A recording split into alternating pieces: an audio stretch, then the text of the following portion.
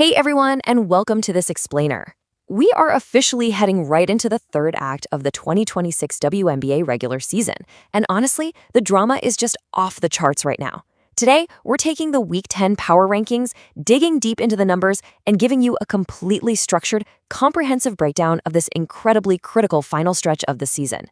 Because it really brings us to the ultimate question, doesn't it? With 2/3 of the season already in the books, who actually rules the court? I mean, the standings have completely fractured, the trade deadline is in the rearview mirror, and the push for the playoffs is just pure chaos. Okay, let's dive into this.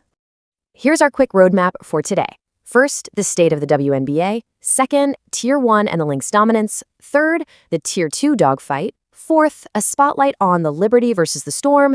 And finally, number 5, trade deadline shakeups. Let's get right into it. Starting off with Section 1, State of the WNBA. So the absolutely crucial thing you have to realize here is that the WNBA's 15 teams haven't just slowly separated over the season. They've cleanly fractured into 4 very distinct tiers. Right up at the top in Tier 1, you've got the Minnesota Lynx sitting pretty with a comfortable 4-game lead. Then, moving down, there's Tier 2. This stretches all the way from the second-place Aces down to the 8th-place Liberty. And get this, they're separated by just 3.5 games. But here's the real kicker. Look at the massive 5-game chasm between those playoff-bound teams in Tier 2 and the lottery-bound teams in Tier 3, like the Sparks and the Tempo. And then finally, at the very bottom in Tier 4, you have the Sun and the Storm, who are the only teams left stuck with single-digit wins. Getting a handle on these drop-offs is basically the key to predicting the rest of the year. Which brings us to Section 2, Tier 1, Lynx dominance. 10. Literally 10 in a row. That is the Minnesota Lynx's current win streak. It's actually their longest in a decade, and it puts them completely in the driver's seat for the number 1 overall seed for the 2nd straight season. And what's wild is how they're doing it. Just incredibly balanced elite basketball. You've got Kayla McBride shooting absolutely lights out, Olivia Miles playing like she's completely immune to the rookie wall, and Defisa Collier flawlessly sliding right back into the lineup. I mean, they are an absolute wagon right now. And you can clearly see that statistical chasm when you look at the net ratings. Sitting at an 11.6 net rating, the Lynx are just miles ahead of anyone else. The next closest, the Valkyries at 7.5, and the Fever at 7.0. Minnesota isn't just winning games. Mathematically, they're dominating people on both ends of the floor in a way nobody else can even touch right now. But hey, individual dominance isn't only happening in Tier 1. Just look at the number 36. Aja Wilson is in a total league of her own for the Tier 2 Las Vegas Aces. Over the weekend, she dropped a massive 36 points against the Sky. And you know what makes that so staggering? That was her 10th game this season with 30-plus points. That is double what any other player in the league has done this year. Double. Moving right along to Section 3, the Tier 2 dogfight.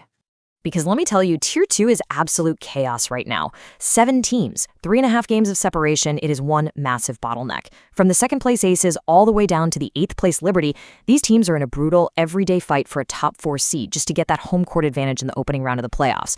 Every single head-to-head matchup here is going to be absolutely crucial because tiebreakers are 100% going to decide this thing.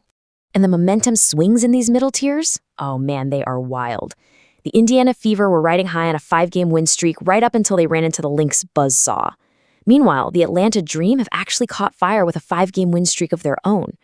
Then you've got the Washington Mystics surging, going 8-3 over their last 11 games to really climb up the standings. On the flip side, the Dallas Wings are struggling immensely against winning teams. They hold a pretty rough 7-10 record against top-tier opponents. Oh, and amidst all this craziness, we had an amazing milestone pop up down in Tier 3. Portland Fire's Carla Leet just broke Caitlin Clark's record, becoming the youngest player in WNBA history to record multiple 20-point, 10-assist games. How cool is that? Now for Section 4, Spotlight, Liberty versus Storm. Let's ground all these abstract standings into a real, tangible case study from August 3rd. The New York Liberty surged to a 95-83 victory over the Seattle Storm, and this was a truly massive game for both squads.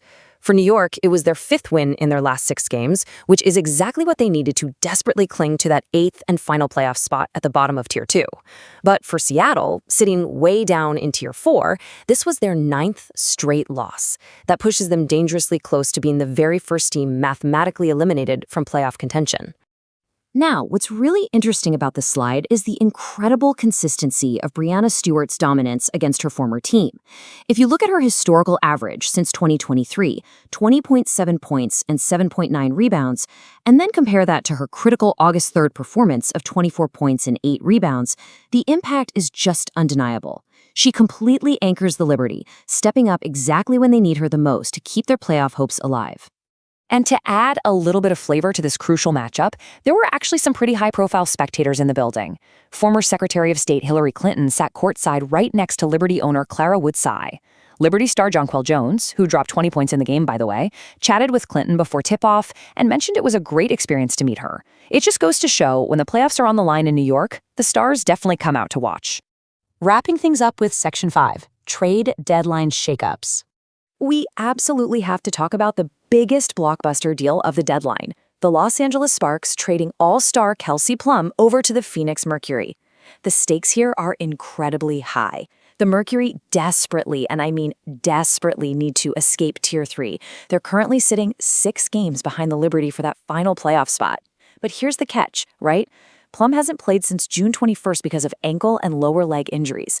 But if you look at the most recent NBA CMS injury report, she's suddenly listed as available pending physical for their next game. So, what does this all mean? It leaves us with one huge, burning question to ponder as we watch the WNBA's third act unfold. Can the addition of a dynamic scorer like Kelsey Plum ignite a miraculous late-season push for the Phoenix Mercury to bridge that 5-game gap? Or is that massive bottleneck in Tier 2 already locked in for the playoffs? Time is running out, and literally every single game from here on out matters. Thank you so much for joining me for this explainer. Keep your eyes on the standings, and I'll catch you next time.